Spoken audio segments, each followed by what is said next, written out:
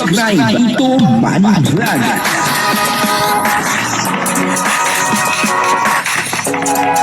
Payagan po si Tito Manny Vlog na mag-reactor para pambiling gamot sa kanya pong karamdaman. Video pong ito ay makikita po natin si Carla, kung ito po ba ay naiinis, natatawa, or maligaya sa ginagawa ni Kalingap Jomar. Papanoorin po natin yung video. At mayroon pa nga isang video dito na talaga namang sinampal ni Carla, itong si Kalingap Jomar.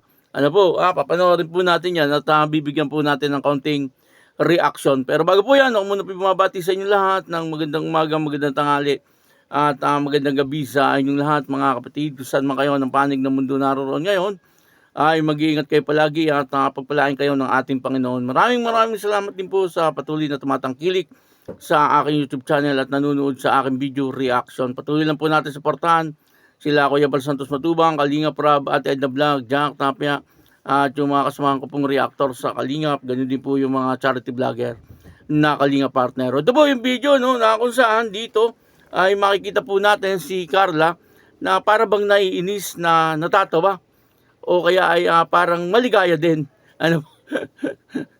At dito rin ay makikita po natin na bigla niya sinampal etong si Kalingap Jomar. Grabe naman talaga nga naman si Carla.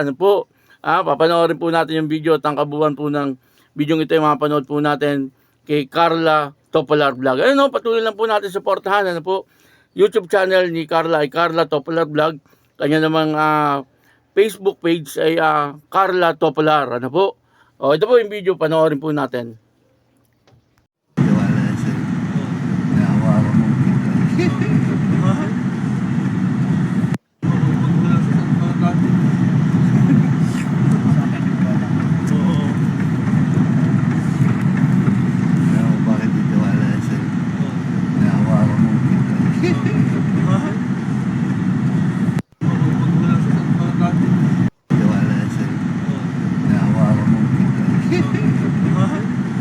Sabi po, dito po ay parang nakikita natin nakakatulog po itong si Kalingap Jomar. Si Carla naman ay hindi pinababayaan niya lang po itong si Kalingap Jomar, pero hindi po natin alam yung mukha ni Carla ay parang naiinis na para bang natutuwa o kaya naman ay maligaya. Hindi po natin mabasa pabago-bago yung itsura ng kanyang mukha. Pero dito po ay nakikita ko na si Carla ay pinababayaan niya lang po etong si Kalingap Jomar. Kumbaga, siyempre, baka iniisip din po ni Carla na talagang puyat din etong si Kalingap Jomar. Kaya gano'n na lamang, na talagang inaantok po dito si Kalingap Jomar. Bagamat gano'n ang nangyayari, nakikita po natin dito yung pagiging sweet ng dalawa.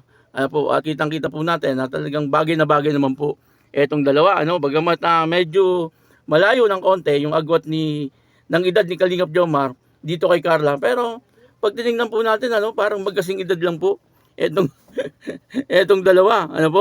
Parang hindi nagkakalayo yung kanilang edad. Pero sa totoo, medyo malayo yung agwat ng edad ni Kalingap Jomar kay Carla. Siguro mga 10 taon, mga ganun. Pero nakikita po natin na maayos naman po yung kanilang relasyon. May mga nagtatanong hanggang sa ngayon na kung totoo daw po yung relasyon ng dalawa. Ang masasabi ko po dyan, para sa akin, sa opinion ko, ay maaaring totoo. Maaaring totoo. Kasi kitang-kita naman po natin sa kanilang galawan. At kung hindi man na totoo, ay nakikita po natin, nag-i-enjoy yung dalawa. Kaya pabayaan po natin kung ano po yung nangyayari doon po sa dalawa. Kasi nakikita naman po natin na nag-i-enjoy naman po sila kung anong meron po sila ngayon. Pero sa tingin ko ay may relasyon. At dito sa isang video, Carla naman ang nakatulog.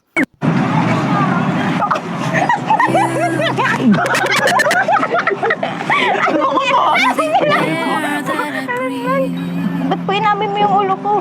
Amoy po akong anay.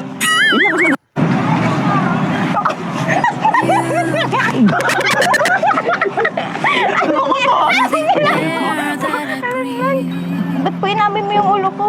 Amoy po akong anay. At ang ginawa naman ni Kalingap Jomar ay hinalikan siya sa ulo, bigla pong hinalikan ni Kalingap Jomar sa ulo, Kaya nakatikim po siya ng sampal kay Carla, ano, hindi po yung sampal na galit. Ano, parang sampal na siya ay natutuwa, ano, at naliligayahan doon sa ginawa ni Kalingap Jomar.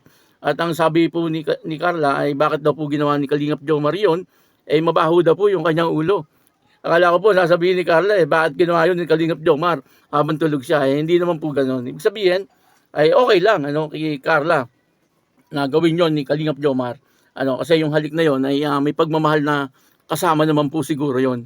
Ano po at yun ay nararamdaman din po ni Carla. Ano po kaya nakakatuwa ano po sa nakikita po natin ang relasyon ng dalawang ito ay magtatagal po ano. Sigurado po yan magtatagal po itong dalawang ito. Ano po, wag lang sirain ng sirain ng ng mga anti-kalingap. Ano, alam niyo naman, yung mga anti-kalingap, ano po, na talagang lahat po ay sinisira nila.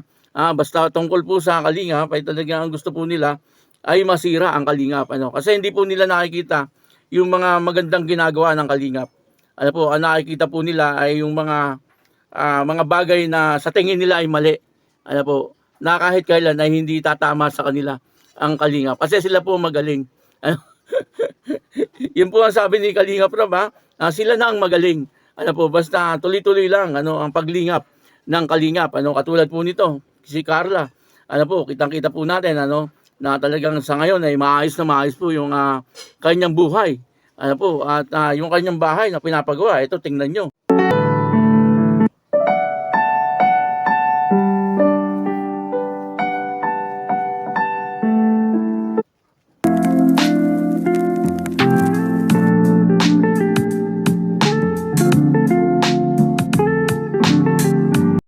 Ayun, nakita nyo po ano na talagang malapit nang matapos ito pong bahay ni Carla na pinapagawa. Ano po talagang dito ay nakikita po natin ano kapag po ikaw ay talagang lagi lang nagpapakumbaba ano po at lagi kang lilingon doon sa mga taong tumulong sa iyo ay magiging maayos po ang iyong buhay.